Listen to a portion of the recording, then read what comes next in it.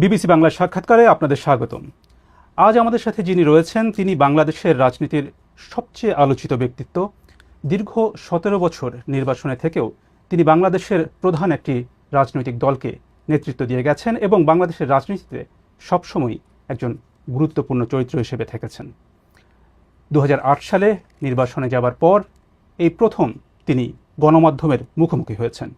আমাদের সাথে রয়েছেন বিএনপির ভারপ্রাপ্ত চেয়ারম্যান তারেক রহমান। বিবিসি বাংলার সাক্ষাৎকারে আপনাদের সাথে রয়েছি আমি মীর সাব্বির, আমার সাথে রয়েছেন সহকর্মী কাদির কল্লোল। তারেক রহমান, আপনাকে অনেক ধন্যবাদ বিবিসি বাংলার সাথে যোগ দেবার জন্য। আপনাদেরকে অনেক ধন্যবাদ আমাকে কথা বলার সুযোগ করে দেওয়ার জন্য। প্রথমে জানতে চাই আপনি কেমন আছেন, আপনার সময় কেমন যাচ্ছে? আলহামদুলিল্লাহ, আমি শারীরিকভাবে ভালো আছি। সময় তো স্বাভাবিকভাবে ব্যস্তই যাচ্ছে সময়। ফিজিক্যালি হয়তো আমি এই দেশে আছি, বাট মন মানসিকতা সবকিছু মিলিয়ে তো আমি গত ১৭ বছর ধরে বাংলাদেশেই রয়ে গিয়েছি। আমরা এমন একটা সময় আপনার সাথে কথা বলছি যখন বাংলাদেশ ইতিহাসে একটা গুরুত্বপূর্ণ সন্ধিক্ষণে দাঁড়িয়ে আছে বললে ভুল বলা হবে না। ২০২৪ সালে একটা ঐতিহাসিক গণ অভ্যুত্থানের মধ্য দিয়ে আওয়ামী লীগ সরকারের ১.৫ দশকের শাসনের অবসান হয়েছে। আর কয়েক মাসের মধ্যেই বাংলাদেশ একটি নির্বাচনের দিকে এগিয়ে যাচ্ছে। এর মধ্যে আপনি আপনার অনেক দলীয় অনুষ্ঠানে আপনি যোগ দিয়েছেন, কথা বলেছেন, নিয়মিতই কথা বলে যাচ্ছেন, কিন্তু গণমাধ্যমের সাথে আপনি এই দীর্ঘ সময় কথা বলেননি। এতদিন ধরে আপনি কথা বলেননি কেন? ব্যাপারটা বোধহয় এরকম না, ব্যাপারটা বোধহয় একটু ভিন্ন। আসলে আমি কথা ঠিকই বলেছি। আমি দীর্ঘ ১৭ বছর এখানে আছি এই দেশে প্রবাস জীবনে। তবে আমার উপরে যখন দলের দায়িত্ব এসে পড়েছে তারপর থেকে আমি গ্রামে গঞ্জে আমার নেতাকর্মী সহ তাদের সাথে বিভিন্ন পর্যায়ে সাধারণ মানুষ যখন যেভাবে অংশগ্রহণ করেছে আমি সকলের সাথে কথা বলেছি। আপনারা নিশ্চয়ই জানেন, বিগত স্বৈরাচার সরকারের সময় কোর্ট থেকে রীতিমতন একটা আদেশ দিয়ে আমার কথা বলার অধিকারকে বন্ধ করে দেওয়া হয়েছিল। আমি যদি গণমাধ্যমে কিছু বলতে চাইতাম, হয়তো গণমাধ্যমের ইচ্ছা ছিল ছাপানোর, গণমাধ্যম সেটি ছাপাতে পারতো না। আমি একবার প্রেস ক্লাবে কথা বলেছিলাম, তখন পরের দিন দেখলাম যে প্রেস ক্লাবে তখনকার যেই প্রেস ক্লাবের যারা সদস্য ছিলেন বা কমিটি ছিল তারা তাদের মিটিং ডেকে একটি সভা করে তারা সিদ্ধান্ত নেয় যে তারা তখন আমাকে আইনের দৃষ্টিতে ফেরারি বলা হয়েছিল, যে সেরকম কোনো ব্যক্তিকে তারা প্রেস ক্লাবে কথা বলতে দিবে না। এভাবে তারা চেষ্টা করেছিল আমার কথা বন্ধ করে রাখতে। আমি কথা বলেছি সামাজিক মাধ্যম সহ বিভিন্ন পন্থায় আমি পৌঁছানোর চেষ্টা করেছি, আমি ইনশাল্লাহ পৌঁছিয়েছি মানুষের কাছে। কাজে গণমাধ্যমে যে কথা বলিনি তা না, আমি কথা বলেছি, হয়তো আপনারা তখন কথা নিতে পারেননি অথবা শুনতে পারেননি, ইচ্ছা থাকলেও ছাপাতে পারেননি, হয়তো প্রচার করতে পারেননি, কিন্তু আমি বলেছি, আমি থেমে থাকিনি। আমি অবশ্য সাক্ষাৎকারের কথা বলছিলাম, যে প্রশ্নোত্তরের বিষয়টি, মানে বিশেষ করে গত এক বছরে বাংলাদেশে গণ অভ্যুত্থানের ১ বছর পেরিয়ে গেছে যেমনটা বলছিলাম, এবং অনেকের ধারণা ছিল আওয়ামী লীগ সরকারের পতনের পর আপনি দেশে এসে সশরীরে দলের নেতৃত্ব দেবেন, এবং গত ১ বছরে যে প্রশ্নটা বারবার ঘুরে ফিরে এসেছে এবং এখনও আসছে, যে আপনি এখনো দেশে ফেরেননি কেন? কেন আপনি এখনো দেশে ফেরেননি? কিছু সঙ্গত কারণে হয়তো ফিরাটা হয়ে উঠেনি এখনো, তবে সময় তো চলে এসছে, মনে হয় ইনশাল্লাহ দ্রুতই ফিরে আসব। সেটা কবে আমরা কি জানতে পারি? দ্রুতই, মনে হয় দ্রুতই ইনশাল্লাহ। নির্বাচনের আগে কি তাহলে আপনি দেশে আসবেন এমন সম্ভাবনা তাহলে বলা যায়? রাজনীতি যখন করি, আমি একজন রাজনৈতিক কর্মী হিসেবে স্বাভাবিক নির্বাচনের সাথে রাজনৈতিক দল রাজনৈতিক কর্মীর একটি ওতপ্রোত সম্পর্ক। কাজেই যেখানে একটি প্রত্যাশিত, জনগণের প্রত্যাশিত নির্বাচন হবে, সেই নির্বাচনের সময় কেমন করে দূরে থাকব? আমি তো, আমার সর্বোচ্চ চেষ্টা থাকবে, ইচ্ছা থাকবে, আগ্রহ থাকবে সেই প্রত্যাশিত নির্বাচন জনগণ চাইছে, সেই প্রত্যাশিত নির্বাচন যখন অনুষ্ঠিত হবে জনগণের সাথে, জনগণের মাঝেই থাকবো ইনশাল্লাহ।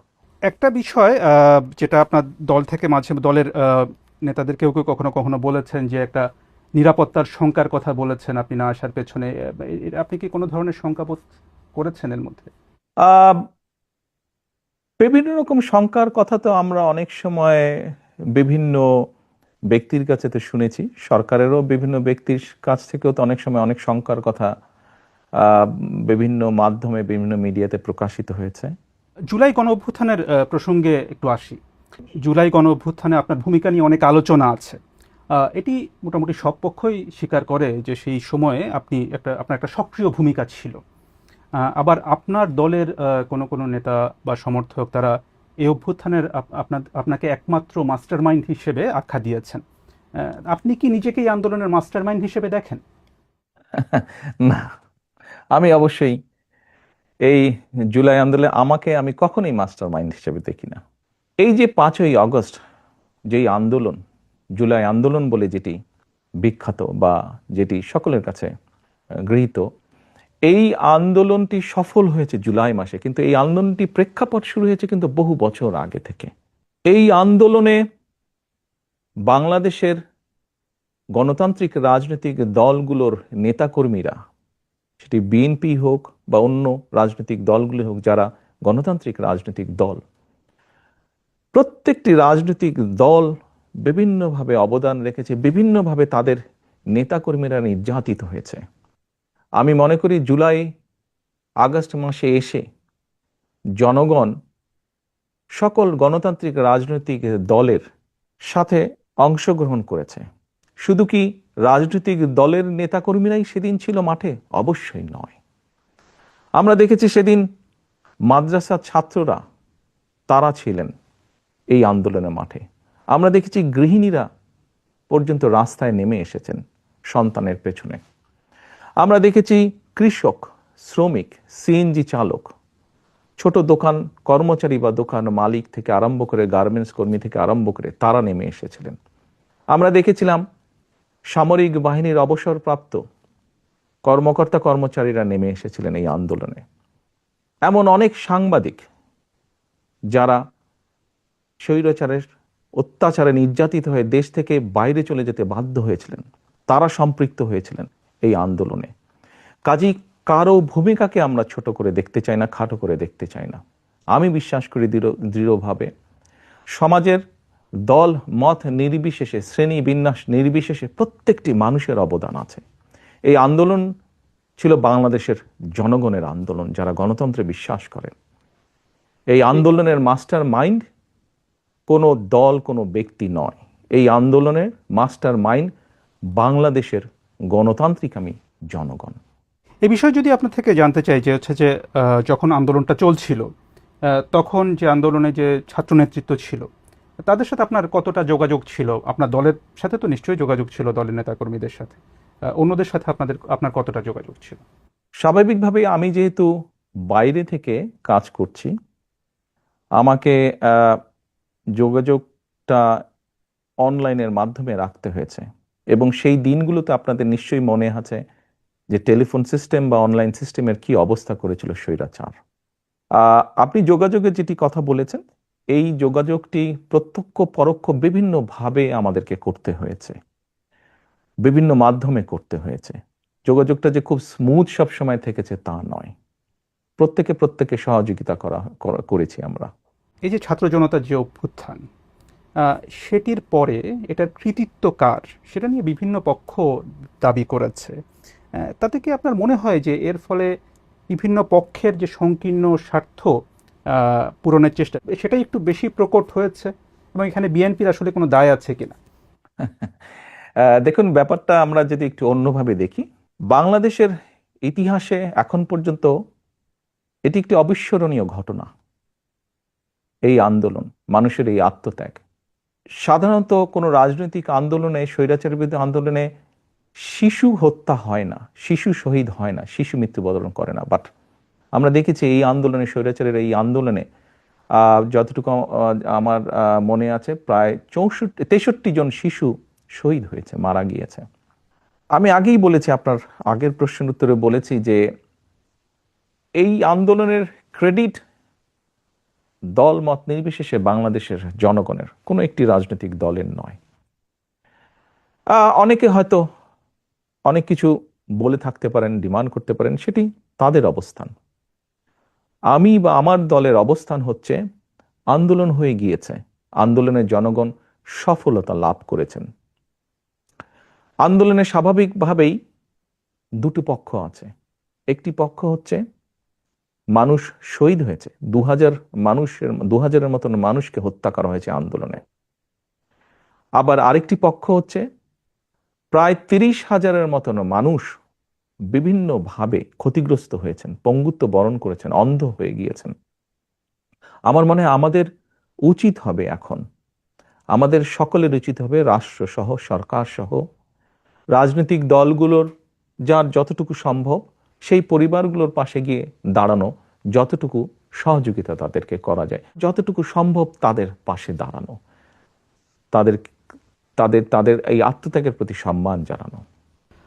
আগামী কয়েক মাস পরে নির্বাচনের কথা রয়েছে। নির্বাচনে বিএনপির প্রস্তুতি এবং কৌশল নিয়ে আমরা কথা বলবো। তো এই বিষয়ে আপনাকে প্রথম প্রশ্নটি করছেন আমার সহকর্মী কাদির কল্লোল। নির্বাচন প্রসঙ্গে যদি আসি, অন্তর্বর্তী সরকারের শুরু থেকেই দেখা গেছে যে বিএনপির পক্ষ থেকে দ্রুত নির্বাচন দাবি করা হয়েছে। সরকার গড়িমসি করছে, এ ধরনের অভিযোগও বিএনপির নেতারা করে আসছেন। তো এখন দেখা যাচ্ছে যে অন্তর্বর্তী সরকারের প্রধান উপদেষ্টা অধ্যাপক মোহাম্মদ ইউনূস এবং নির্বাচন কমিশন তারা ফেব্রুয়ারিতে একটা নির্বাচনের সময় দিয়েছেন। তো ফেব্রুয়ারিতেই নির্বাচন হবে, আপনাদের আস্থা কতটা আসলে তাতে? বিএনপি প্রথম থেকেই বলে আসছিল যে যত দ্রুত নির্বাচনটি হবে তত দ্রুত দেশের মধ্যে একটি স্থিতিশীলতা আসবে।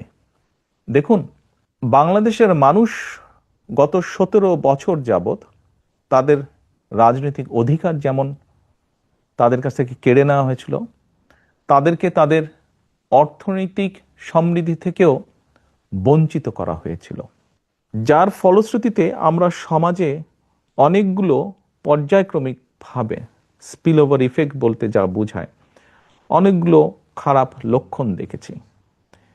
বেকার সমস্যা বেড়েছে, দারিদ্রতা বেড়েছে, শিক্ষা ব্যবস্থা ধীরে ধীরে ধ্বংস হয়ে গিয়েছে, চিকিৎসা ব্যবস্থা ধীরে ধীরে ধ্বংস হয়ে গিয়েছে, কৃষি ব্যবস্থা ধীরে ধীরে ধ্বংস হয়েছে।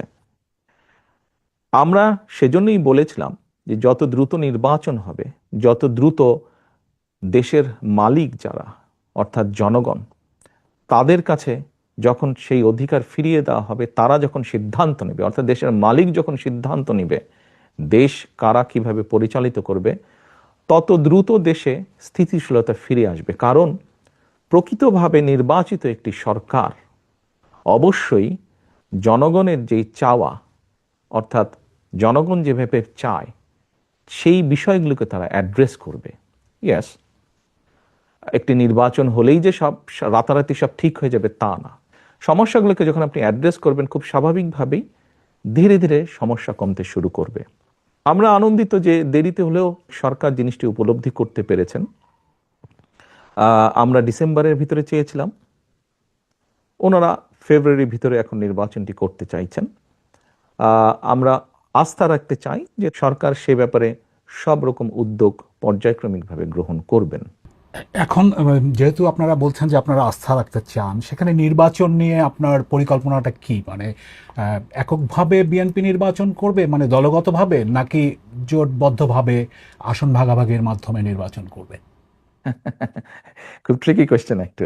দেখুন, আমরা প্রায় 64টি রাজনৈতিক দল বিগত স্বৈরাচারের সময় যার যার অবস্থান থেকে রাজপথে আন্দোলন গড়ে তোলার চেষ্টা করেছে। আমরা চেষ্টা করেছিলাম কম বেশি একসাথে কাজ করার জন্য। এমনকি আমরা যে 31 দফা দিয়েছি রাষ্ট্র পুনর্গঠনের, এটি ছিল প্রথমে 2016 সালে আমরা দিয়েছিলাম শুধু বিএনপির পক্ষ থেকে। পরবর্তীতে ভিশন 2030 ছিল যেটা, পরবর্তীতে এটিকে আমরা কিছুটা আরো একটু ডেভেলপ করি, আমরা 27 দফা দিয়েছিলাম। পরবর্তীতে আমরা আমাদের সাথে যেই রাজনৈতিক দলগুলো আছে তাদের সাথে পরামর্শ করে সকলের মতামত নিয়ে আমরা 31 দফা দিয়েছি। কারণটি হচ্ছে যে দলগুলোকে আমরা পেয়েছি আমাদের সাথে রাজপথের আন্দোলনে, আমরা চাই সকলকে সাথে নিয়ে রাষ্ট্র পুনর্গঠন করতে, সকলের মতামতকে সাথে নিয়ে আমরা রাষ্ট্র পুনর্গঠন করতে চাই। সেখানে তাহলে মানে যারা আন্দোলন করেছে তারাই, নাকি মানে মিত্র কারা হবে আসলে, কারা সাথে থাকবে আপনাদের নির্বাচনকে সামনে রেখে? ওই যে বললাম, কম বেশি সকলকে নিয়ে আমরা রাষ্ট্র গঠন করতে চাই। কিন্তু দেখা গেছে যে জামায়াতে ইসলামী তারা কিছু দলকে নিয়ে বিএনপি বিরোধী একটি জোট করার ইঙ্গিত দিচ্ছে। সেটিকে মানে মানে আপনারা কি উদ্বেগ হিসেবে দেখেন? মানে আপনারা কিভাবে দেখেন সেটা? দেখুন, কোনো দল বা সমষ্টিগতভাবে কোনো দল যদি বাংলাদেশের যে আইন আছে, বৈধ আইন আছে বাংলাদেশের, যেহেতু সংবিধান এখনো যেটি আছে, এই সব কিছুর ভেতরে থেকে, অর্থাৎ মানুষের সমর্থন গ্রহণযোগ্যতা সবকিছুর ভেতরে থেকে যারা রাজনীতি করবে তারা করতেই পারে। এটাতে তো কোনো সমস্যা বা উদ্বেগের কোনো কারণ আমি দেখি না। সেখানে যদি তারা একটি আলাদা জোট করে, সেটি কি আপনাদের জন্য কোনো চ্যালেঞ্জ তৈরি করবে? না, কেন? ইলেকশন হলে তো ইলেকশনে প্রতিযোগিতা থাকতেই পারে, প্রতিদ্বন্দ্বিতা থাকতেই পারে, এতে উদ্বেগের কি আছে? বিএনপি তো আগেও নির্বাচন করেছে, বিভিন্ন সময় বিএনপি নির্বাচন করেছে, কম্পিটিশন করেই বিএনপি নির্বাচন করেছে, প্রতিযোগিতা করেছে, উদ্বেগের কিছু নাই তো। মনোনয়নের প্রশ্নে যদি আসি, সেখানে আপনাদের কৌশলটা কি হবে? এর আগে বিভিন্ন সময় নির্বাচনগুলোতে মানে পেশি শক্তির প্রভাব, টাকার প্রভাব, পারিবারিক বিষয় বিবেচনা, এই বিষয়গুলো বিভিন্ন সময় অভিযোগ আছে। এবার ভিন্ন কি হবে আসলে? আমরা কখনোই, আপনি যেই বিষয়গুলো বললেন, আমরা কখনোই এইসব বিবেচনায় নিয়ে কখনোই আমার দল নমিনেশন ব্যাপারে সিদ্ধান্ত নেয়নি। আমাদের নমিনেশনের ব্যাপারে সিদ্ধান্ত সব সময় কম বেশি যা ছিল বা ভবিষ্যতে আমরা যেটিকে মূল্যায়ন করব সেটি হচ্ছে, অবশ্যই কোন একটি পার্টিকুলার এলাকা থেকে আমরা আমাদের দলের এমন একজন ব্যক্তিকেই নমিনেশন দিতে চাইব যে ওই এলাকার সমস্যা সম্পর্কে সচেতন আছে, যার সাথে ওই এলাকার মানুষের সম্পৃক্ততা আছে, উঠা বসা আছে, যে ওই এলাকার মানুষের সমস্যার সমাধান করতে সক্ষম, যে ওই এলাকার বিভিন্ন শ্রেণীর মানুষ, তরুণ, নারী, মুরব্বী সহ ছাত্র ছাত্রী, সবার সাথে যার একটা কমিউনিকেশন আছে, এই ধরনের মানুষকেই আমরা প্রায়োরিটি দিব। খুবই স্বাভাবিক। অর্থাৎ যার প্রতি জনসমর্থন আছে, যে জনসমর্থনকে তার সাথে রাখতে পারে, জনগণের যার প্রতি সমর্থন আছে, সেরকম মানুষকে দেখেই আমরা নমিনেশন দেব। সেখানে তৃণমূলের মতামত কতটা প্রাধান্য পাবে? অভিযোগ যে তৃণমূলের মতামত প্রাধান্য কম পায়। না, ব্যাপারটা এরকম না। দেখুন, গণতন্ত্রে স্বাভাবিক যেখানেই গণতন্ত্র আছে সেখানে মতামত থাকতেই পারে, বিভিন্ন রকম মতামত, অভিযোগ। হয়তো এক জায়গায় 50 জন আছে, 50 জনের মধ্যে 30 জন একটি কথা বলছে, 15 জন একটি কথা বলছে, বাকি সংখ্যক ব্যক্তি আরেকটি কথা বলছে। তাহলে আপনি কি বলবেন যে মতামত না হচ্ছে? না, না, স্বাভাবিকভাবেই যেখানে আমরা মেজরিটির যেটা মতামত পাবো এলাকার মানুষের কম বেশি, আমরা তো আমাদের মতন করে খোঁজ করছি, সেটি তৃণমূলই হোক বা সেটি সাধারণ মানুষের হোক। এখানে একটি বিষয় উল্লেখযোগ্য, আমরা কিন্তু দলের নেতৃত্ব নির্বাচন করছি না, আমরা নির্বাচন করছি এমন একজন ব্যক্তিকে যে শুধু দলেরই সমর্থন নয়, বরং দলমত নির্বিশেষে ওই এলাকার অধিকাংশ মানুষের সমর্থন যার প্রতি আছে, আমরা এরকম একজন মানুষকে বের করে আনতে চাইছি, এরকম একজন মানুষকে আমাদের দলের মনোনয়ন দিতে চাইছি। শুধু দল দিয়ে তো নির্বাচন হবে না, নির্বাচনে তো সাধারণ মানুষের অংশগ্রহণ থাকে, বিভিন্ন মানুষের অংশগ্রহণ থাকে। কাজেই যার সমর্থন আমরা খুঁজে বের করার চেষ্টা করছি, যার প্রতি বিভিন্ন শ্রেণী পেশার মানুষের সমর্থন আছে, শুধুমাত্র দলীয় সমর্থন নয়, এরকম মানুষ। নির্বাচন প্রসঙ্গে আপনার কাছে জানতে চাই যে আগামী নির্বাচনে আপনার ভূমিকা কি হবে? আপনি কি সরাসরি নির্বাচন করছেন? আপনাকে কি আমরা প্রধানমন্ত্রী পদের প্রত্যাশী হিসেবে দেখতে পাবো নির্বাচনে? আমার মনে হয় আপনি প্রথম দিকে বোধহয় একটা প্রশ্ন করেছেন, আমি ওখানে বলেছিলাম যে স্বাভাবিক, আমি একজন রাজনৈতিক দলের সদস্য, একজন রাজনৈতিক কর্মী। আমি নির্বাচনের সাথে তো রাজনৈতিক দল এবং রাজনৈতিক কর্মীর ওতপ্রোত সম্পর্ক। কাজেই নির্বাচন যেখানে একটি মানে জনগণের সম্পৃক্ত এরকম একটি নির্বাচন হবে, সেখানে তো অবশ্যই আমি নিজেকে দূরে থাকতে পারবো না, আমাকে আসতেই হবে। স্বাভাবিকভাবেই মাঠেই ইনশাল্লাহ থাকবো আমি। আপনার প্রশ্নের পরের যে অংশটি ছিল, দেখুন, আমি মনে করি এটির সিদ্ধান্ত বাংলাদেশের জনগণের, এটি তো আমার সিদ্ধান্ত না, এটি সিদ্ধান্ত নেবে বাংলাদেশের জনগণ। কিন্তু আপনি নির্বাচনে অংশ নেবেন কিনা সেই সিদ্ধান্ত তো আপনাকে নিতে হবে। না না, সেটি তো নিব, কেন নিব না, অবশ্যই নিব। আপনি নির্বাচনে অংশ নিচ্ছেন তাহলে? জি, ইনশাল্লাহ। অর্থাৎ আপনি বিএনপি যদি ক্ষমতায় আসে বা নির্বাচনে অংশ নেয়, সেক্ষেত্রে প্রধানমন্ত্রী পদের প্রত্যাশী হিসাবে আমরা তারেক রহমানকে দেখতে পাবো, সেটা আমরা নিশ্চিতভাবে বলতে পারি। এটির সিদ্ধান্ত তো বাংলাদেশের জনগণের, বিএনপির পক্ষ থেকে। সেক্ষেত্রে তো এটি দল সিদ্ধান্ত নেবে, দল কিভাবে করবে এটি তো দলের সিদ্ধান্ত। সাবেক প্রধানমন্ত্রী এবং আপনাদের দলের চেয়ারপারসন খালেদা জিয়া, তিনি কি এই নির্বাচনে কোনো ভূমিকায় থাকবেন? তাকে কি আমরা নির্বাচনে কোনো ভূমিকায় দেখতে পাবো? আপনি এমন একজন মানুষের কথা বলেছেন, যেই মানুষটি বাংলাদেশের গণতন্ত্র যতবার গণতান্ত্রিক অধিকার, জনগণের গণতান্ত্রিক অধিকারকে হরণ করা হয়েছে, প্রতিবার উনি অবদান রেখেছেন সেই গণতন্ত্রকে পুনঃপ্রতিষ্ঠিত বা পুনরুদ্ধার করার জন্য। এবারও আপনাদের সকলের চোখের সামনেই ঘটেছে যে কিভাবে স্বৈরাচারের সময় তার উপরে অত্যাচারের খড়গ হস্ত নেমে আসে, কিন্তু উনি আপোষ করেননি।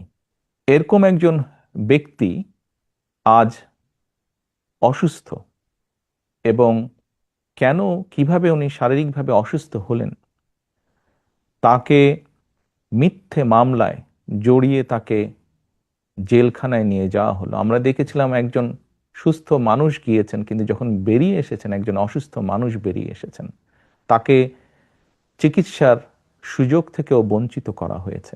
এই সবগুলো ঘটনা দেশবাসী জানেন। তারপরেও যে মানুষটির এত বড় অবদান রয়েছে বাংলাদেশের গণতন্ত্রকে প্রতিষ্ঠিত করার, আমি সেই দলের একজন কর্মী হিসাবে বিশ্বাস করি বা বিশ্বাস করতে চাই, গণতন্ত্রকে পুনঃপ্রতিষ্ঠিত করার প্রথম পদক্ষেপ হিসাবে যেই প্রত্যাশিত, জনপ্রত্যাশিত যে নির্বাচনটি অনুষ্ঠিত হতে যাচ্ছে, ওনার শারীরিক সক্ষমতা যদি অ্যালাউ করে ওনাকে, নিশ্চয়ই উনি কিছু না কিছু ভূমিকা রাখবেন।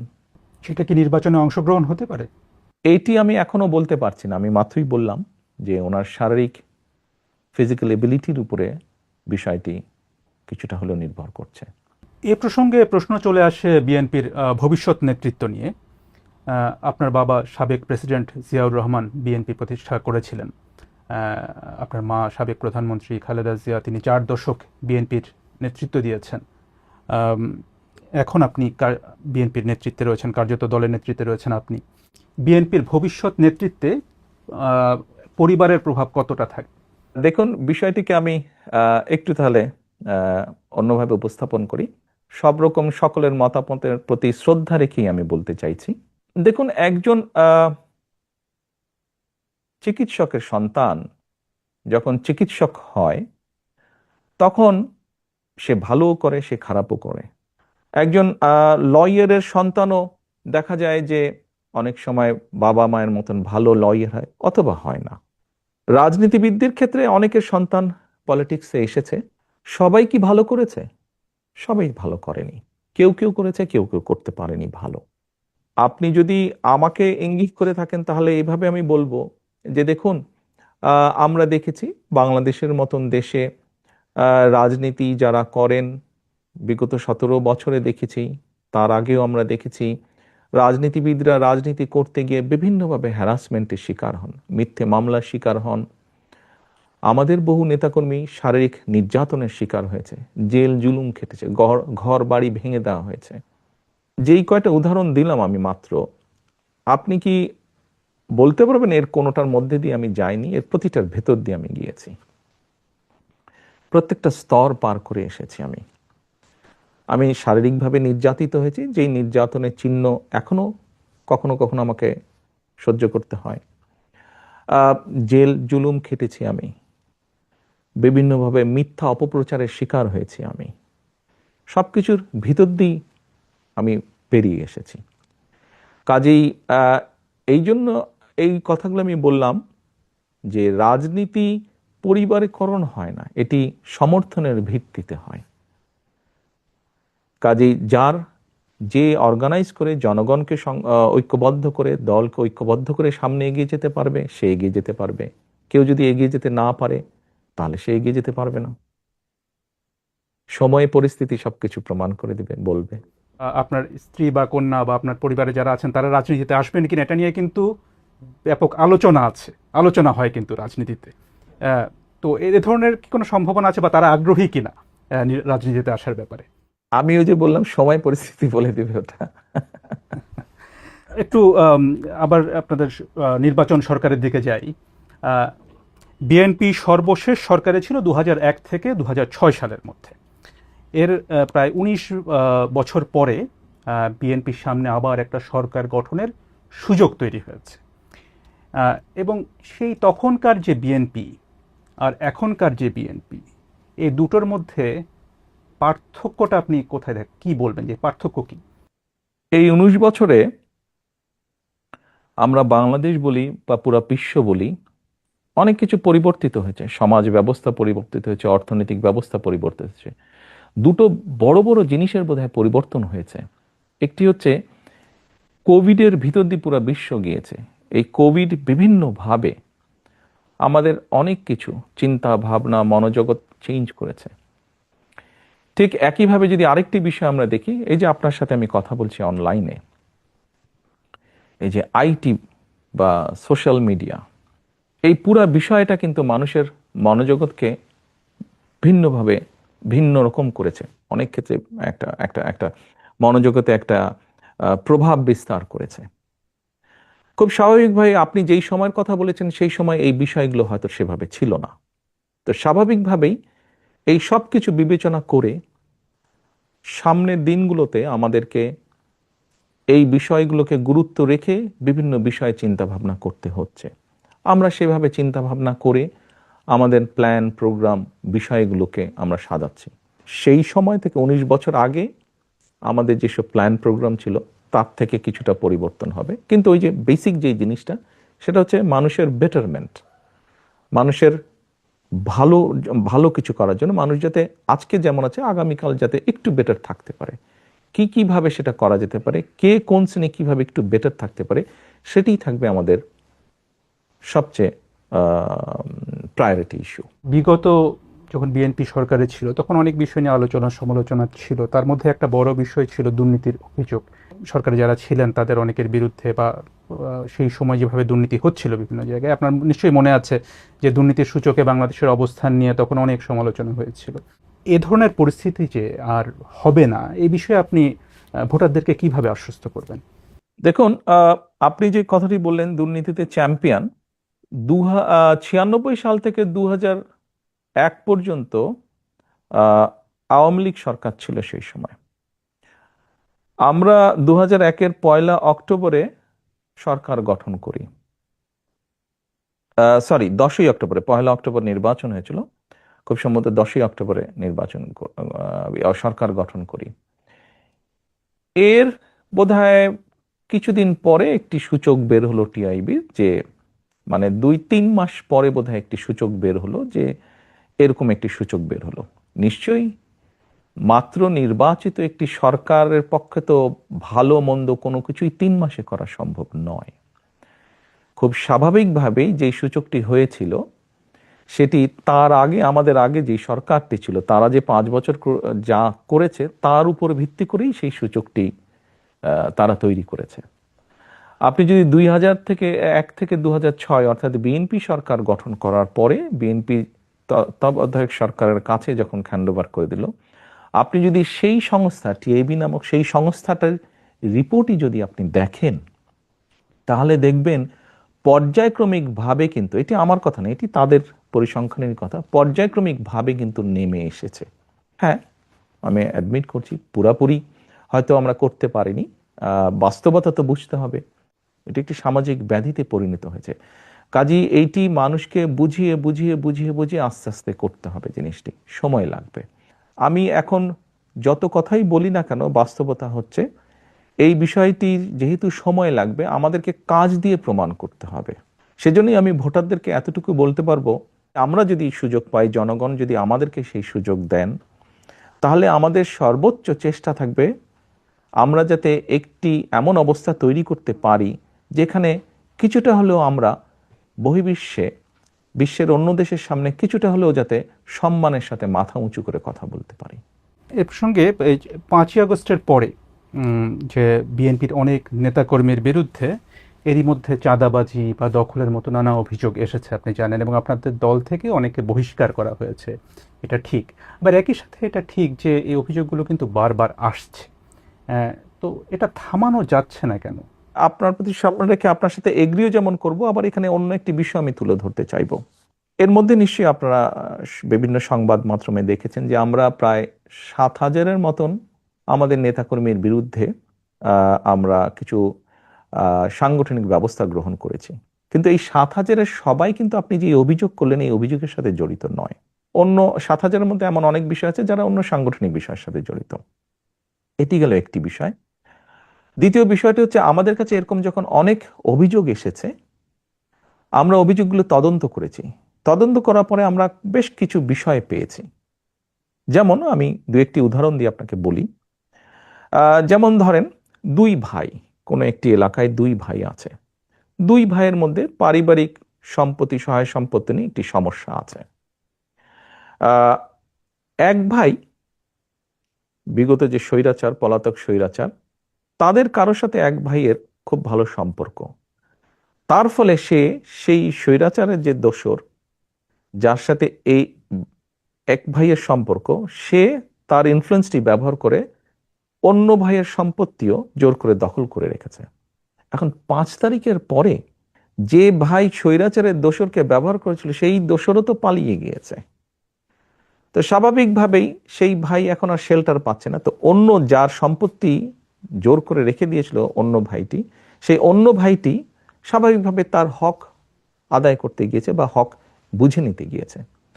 এখন অ্যাক্সিডেন্টলি বা ইনসিডেন্টলি যে ভাই এতদিন ভাবে বঞ্চিত ছিল সম্পত্তি থেকে, সেই ভাই বিএনপি করে, বিএনপির কোনো একজন কর্মী বা স্ট্রং সমর্থক বা নেতা যেটাই হোক, চাপিয়ে দিল, অভিযোগ তুলে দিল অন্যজন যে বিএনপি দখল করতে গেছে, বিএনপির নেতাকর্মী দখল করতে। এরকম ঘটনা আমরা প্রচুর পেয়েছি। আবার আরেকটি আমি উদাহরণ দেই, যা সত্য, যা বাস্তব। স্বৈরাচারের সময় আমাদের সারা বাংলাদেশে আমাদের প্রায় 50 লক্ষের বেশি নেতাকর্মীর নামে বিভিন্ন রকম গায়েবী মিথ্যে মামলা দেওয়া হয়েছিল। আমাদের বহু নেতাকর্মী তাদের ঘর বাড়িতে থাকতে পারতো না, তাদেরকে বিভিন্নভাবে পালিয়ে থাকতে হতো, বিভিন্নভাবে সরে থাকতে হতো। এই সুযোগে স্বৈরাচার তাদের ব্যবসা বাণিজ্য, দোকান পাট, ঘর বাড়ি, জমি জমা, পুকুর দখল করে নিয়েছিল। 5 তারিখে যখন স্বৈরাচার পলাতক হয়ে গিয়েছে, পালিয়ে গিয়েছে, তখন স্বৈরাচারের যারা দখল করেছে তারাও সাথে সাথে পালিয়ে গিয়েছে। স্বাভাবিকভাবেই আমাদের নেতাকর্মীরা তাদের নিজেদের যেগুলি বৈধ সম্পত্তি, পৈতৃক সম্পত্তি, সেগুলো আবার ফিরে পেতে গিয়েছে। তখন আবার কিছু সংখ্যক লোক প্রচার করেছে যে বিএনপির লোকজন দখল করতে গিয়েছে। এরকম ঘটনা প্রচুর ঘটেছে। আপনি যেই কথাটি বললেন সেরকমও কিছু ঘটেছে ঘটনা, এবং সে কারণেই আমরা আমাদের অবস্থান থেকে ব্যবস্থা গ্রহণ করেছি। তবে এখানে আমার একটি প্রশ্ন আছে, যে প্রশ্নটি আমরা পাবলিকলিও করেছি। দেখুন, আমরা একটি রাজনৈতিক দল, কিছু ঘটনা ঘটেছে, আমরা অস্বীকার করছি না, ঘটেছে। যেমন আমরা ব্যবস্থা নিয়েছি তাদের বিরুদ্ধে, যতটুকু আমরা জেনেছি, যতটুকু আমরা তদন্তের পরে পেয়েছি, যখন সত্যতা পেয়েছি আমরা ব্যবস্থা নিয়েছি। কিন্তু পুলিশিং করা তো আমাদের কাজ না। রাজনৈতিক দলের কাজ অবশ্যই পুলিশিং করা না। আমাদের প্রশ্ন হচ্ছে, আমরা কখনো বলিনি সরকারকে যে অমুককে ধরতে পারবো না, তমুককে ধরতে পারবো না, এই করতে পারবে না, ওই কথা আমরা কিন্তু কখনো বলিনি। আমাদের বক্তব্য হচ্ছে, যাদের কাজ পুলিশিং করা, তারা কেন তাদের কাজটি করছে না, তারা কেন তাদের কাজে ব্যর্থ, এটি আমাদের প্রশ্ন। তার মানে এখানে সরকারের একটা ব্যর্থতা আছে। অবশ্যই, আমি তো আগেই বলছি, পুলিশিং তো রাজনৈতিক দলের কাজ না, পুলিশিং করার দায়িত্ব সরকারের। অর্থাৎ আমরা ধরে নিতে পারি যে আপনারা যদি সরকার গঠন করেন, সেক্ষেত্রে আপনার দলের নেতাকর্মী বা আপনার দলের নামে কোনো চাঁদাবাজি বা দখল এ ধরনের কিছু হলে তারা কেউ সেটা করতে পারবে না, কারণ তখন যেহেতু আপনারা সরকারে থাকবেন। ইয়েস, পুলিশ পুলিশের কাজ করবে, আইন শৃঙ্খলা বাহিনী আইন শৃঙ্খলার কাজ করবে।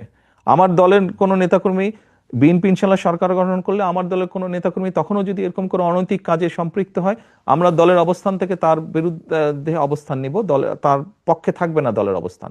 এবং দেশের আইন অনুযায়ী দেশের আইন শৃঙ্খলা রক্ষা করার দায়িত্ব যাদের, আইন শৃঙ্খলা বাহিনী, তারা তাদের কাজ করবে। সিম্পল, এখানে দুই দুই চারের মতন ব্যাপার।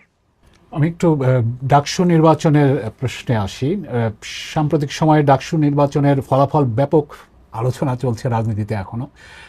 এর ফলাফলে দেখা গেছে যে বিএনপি সমর্থক ছাত্রদল তাদের চেয়ে বেশ বড় ব্যবধানে ছাত্র শিবির সমর্থিত প্যানেল জয়ী হয়েছে। আপনি কিভাবে দেখেন এই ফলাফলটাকে? আসলে আমি মনে করি গণতান্ত্রিক যাত্রার একটি ভালো উদ্যোগ, এটি ভালো সূচনা। এটি গেলে এক নম্বর। দ্বিতীয় বিষয়টি হচ্ছে, যারা জয়ী হয়েছেন বা এরকম আরো ভবিষ্যতে যারা জয়ী হবেন তাদের প্রতি শুভেচ্ছা, এবং যারা ভবিষ্যতে জয়ী হবেন তাদের প্রতি অগ্রিম শুভেচ্ছা রইল। তৃতীয় বিষয়টি হচ্ছে, দেখুন, একটা অগ্রযাত্রা শুরু হলো, কিন্তু আমরা চাইছিলাম না যে কোনো বিতর্কের মধ্যে এগুলা পড়ুক। আমরা আশা করব যে পরবর্তীতে যেগুলো হবে সেগুলো বিতর্কবিহীন হবে নির্বাচনগুলো। এই নির্বাচনের ফলাফল, মানে ডাকসুর নির্বাচনের ফলাফল, এটা কি জাতীয় রাজনীতিতে কোনো প্রভাব ফেলতে পারে আগামী নির্বাচনকে সামনে রেখে? আপনার কি মনে হয়? আপনি কি মনে করেন সেটা?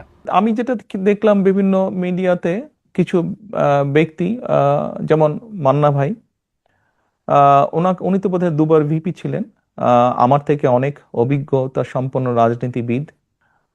আমরা যদি ওনার বক্তব্য শুনে থাকি বা ধরে থাকি, তাহলে তো আমি মনে করি না কোনো কারণ আছে। ছাত্র রাজনীতি ছাত্র রাজনীতির জায়গায়, জাতীয় রাজনীতি জাতীয় রাজনীতির জায়গায়। এখন যে সক্রিয় দলগুলো আছে তাদের মধ্যে জামায়াত ইসলামীর প্রশ্নে যদি একটু আসি, যে জামায়াত ইসলামীকে ঘিরে বিএনপির নেতাদের অনেক সমালোচনা করতে দেখা যাচ্ছে গত সাম্প্রতিক সময়ে। তো জামায়াত ইসলামী সম্পর্কে আপনার মনোভাবটা কি আসলে? বিষয়টা হচ্ছে যে, দেখুন, বাংলাদেশের স্বীকৃত যে নিয়ম কারণ, আইন কানুন আছে, এগুলোর ভিতরে থেকে যদি কেউ কেউ যদি রাজনীতি করে, অবশ্যই করতে পারে। বিএনপি সবসময় বহুদলীয় রাজনীতিতে বিশ্বাস করে, কাজেই বিষয়টি আমরা এভাবেই দেখতে চাই। রাজনীতি করার, দেশের যে নিয়ম কারণ, আইন কানুন আছে, তার ভিতরে থেকে যারা রাজনীতি করবে, অবশ্যই সবার রাজনীতি করার অধিকার আছে, এবং আমরা তো চাই সবাই রাজনীতি করুক। বহুদলীয় রাজনীতিতে আমরা বিশ্বাস করি। জামায়াতে ইসলামী তো বিএনপির সাথে এক সময় মিত্র ছিল। বাংলাদেশের স্বাধীনতা যুদ্ধে তাদের বিরোধী ভূমিকা নিয়ে কিন্তু বিএনপি নেতারা এখন অনেকেই প্রশ্ন তুলছেন, সামনে আনছেন। কিন্তু বিএনপি আবার তাদের সাথে সরকারও গঠন করেছিল একটা সময়। 2024 সালে স্বৈরাচার যেই হত্যাগুলো করেছে, দেশ স্বাধীনের পরে যখন তারা সরকার গঠন করেছিল, ক্ষমতায় ছিল, তখনও যে সকল লুটতারাজ তারা করেছে, খুন গুম তারা করেছে, বিগত 17 বছর খুন গুম তারা যা করেছে, এর জবাব যেরকম তাদেরকেই দিতে হবে তাদেরটা, ঠিক একইভাবে 71 সালে কোনো রাজনৈতিক দল যদি তাদের কোনো বিতর্কিত ভূমিকা থেকে থাকে, তাহলে তাদের জবাব তারাই দিবেন। ওটা তো আর আমি দিতে পারবো না। আমারটা আমি দিতে পারবো, অন্যেরটা তো আমি দিতে পারবো না। আপনি জুলাইয়ের সময়ের কথা বলছিলেন, সেই সময়ের হত্যাকাণ্ডের কথা বলছেন। সেই জুলাই গণঅভ্যুত্থানে ক্ষমতাচ্যুত আওয়ামী লীগ, তাদের ব্যাপারে আপনাদের বা বিএনপির অবস্থানটা কি আসলে? দেখুন, আমি 17 বছর যাবৎ প্রবাস জীবনে আছি।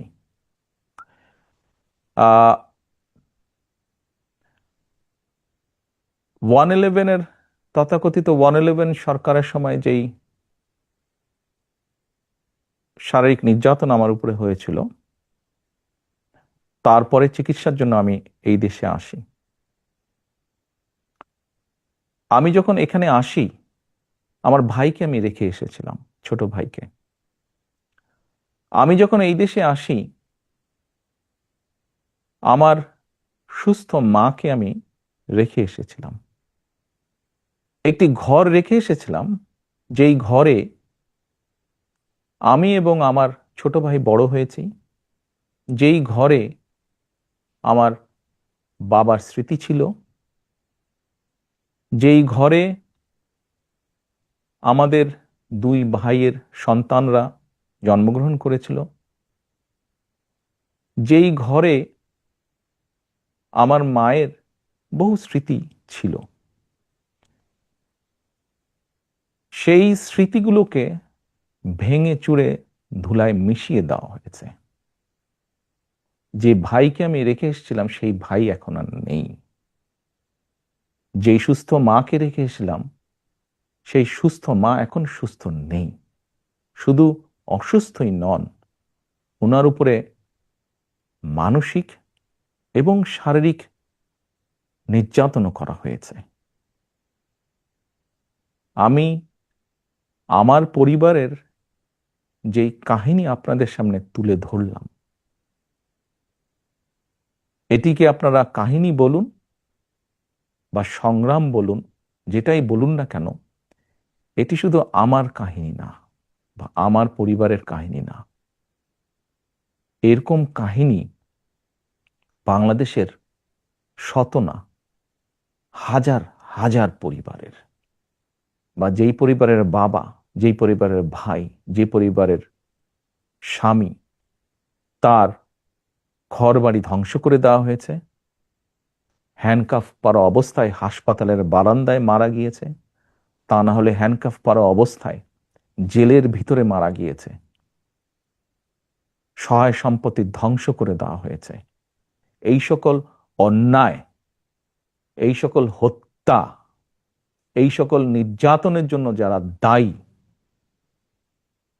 যারা এসবের হুকুম দিয়েছে, তাদের প্রত্যেকের বিচার হতে হবে। এটি প্রতিশোধের কোনো বিষয় নয়, এটি ন্যায়ের কথা, এটি আইনের কথা। অন্যায় হলে তার বিচার হতে হয়।